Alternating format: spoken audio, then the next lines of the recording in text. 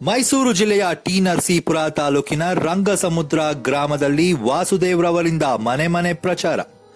ಎರಡನೇ ಹಂತದ ಗ್ರಾಮ ಪಂಚಾಯಿತಿ ಚುನಾವಣೆ ಹಿನ್ನೆಲೆಯಲ್ಲಿ ರಂಗಸಮುದ್ರ ಗ್ರಾಮ ಪಂಚಾಯಿತಿ ವ್ಯಾಪ್ತಿಯ 3ನೇ ಬ್ಲಾಕ್ನ ಅಭ್ಯರ್ಥಿಗಳ ಪರ ಟಿಪಿಎಂಸಿ ನಿರ್ದೇಶಕರಾದ ವಾಸುದೇವ್ರವರು ಮನೆ ಮನೆ ಪ್ರಚಾರ ನಡೆಸಿದರು. 3ನೇ ಬ್ಲಾಕ್ನ ಅಭ್ಯರ್ಥಿಗಳ ಪರ ಮತಯಾಚನೆ ಮಾಡಿದರು. ಮತದಾರರಿಗೆ ಕೊರೋನಾ ಬಗ್ಗೆ ಜಾಗೃತಿ ಮೂಡಿಸುವುದರ ಜೊತೆಗೆ ತಮ್ಮ ಅಭ್ಯರ್ಥಿಗಳಿಗೆ ಮತ ಹಾಕುವಂತೆ ಪ್ರಚಾರ ಮಾಡಿದರು. ಇದೇ ಸಂದರ್ಭದಲ್ಲಿ ಅಭ್ಯರ್ಥಿಗಳಾದ ರವಿಕುಮಾರ್, ಶಾರದಮ್ಮ, ಕುಸುಮ, ಸೌಂದರ್ಯ, ಶ್ರೀನಿವಾಸ್ ಮತ್ತಿತರರು ಪ್ರಚಾರದಲ್ಲಿ ಭಾಗಿಯಾಗಿದ್ದರು.